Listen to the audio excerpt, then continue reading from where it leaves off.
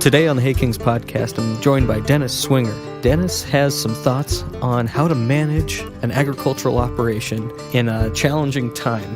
Dennis comes from Central Washington, and he's going to tell some stories about farming after Mount St. Helens blew and some of the reactions that industry had to that and his thought process around farming in 6 inches of ash and likening that to today with the coronavirus and how agriculture simply has to keep producing.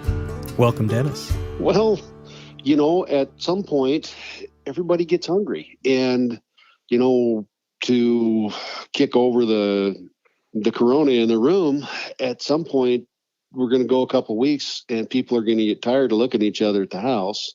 We're going to venture out of our hole. I mean, it's pretty easy right now. I've got snow on the ground and the wind is howling, and I'm pretty content to be in the house. But here in a couple more days, it's going to be 60 degrees and I'm going to be on track trying to get my irrigation setup going where I was working before. And because we've got crops that need to get in the ground.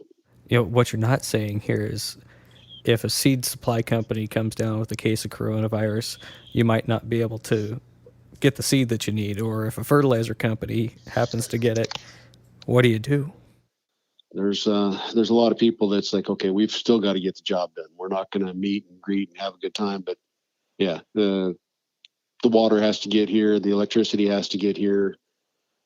Things are going to have to move along. I mean, it reminds me of, and to dip into the ag forestry a little bit, on my ag forestry international trip, we ended up in Nepal, and we were in a conversation. The man that ran their earthquake recovery spoke to our group, and he said, one of the things that we told our farmers were, you guys go home and plant your crops, because at some point the world will quit sending us food and we better have it figured out on our own.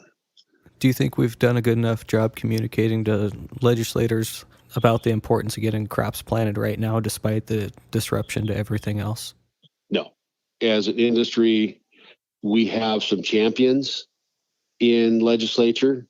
By no doubt, we have people that have our back. I consider some of them, if not friends, friendly enough that I can call them by their first name. But by and large, the general public has no concept of what we do, and that's on us as an industry. We have absolutely dropped the ball on blowing our own horn, or again, to borrow a phrase from ag forestry, tell our story. We don't. We're trying, but we're behind the power curve on that. I think we probably need to reach out to some of our state representatives right now. You're probably right. We probably need to raise some attention because we got to get crops on the ground no matter what. Yep. And we are right on top of that. There's just no way to shut down potato planting. We can't do that, and that's happening. Well, the weather's shutting it down today, but Monday, I bet you we're going to have 100 trucks an hour running through Spokane again. Yeah, exactly. As we typically do as an industry, we will find a workaround. We will make things happen. That has been my overriding, or my underlying, whatever you want to call it. That has been my lesson in my entire life, from watching my father and my grandfather and our neighbors. Like, okay, well, we brought up Mount St. Helens. All right, happy birthday to me.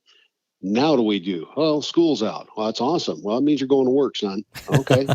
Back to making it happen. We got up on that Sunday morning, went to church, and the mountain had blown. And so we sat there and watched it. And then Monday morning, all right, what are we going to do with this? We don't know. All right. So we started playing with it, doing things. And finally, you figured out a strategy and you move forward. I see that happening with our industry. I have no doubt that'll happen with our industry. Come Monday morning, people will hit the front step with the plan. That's one of the things I've learned over the years.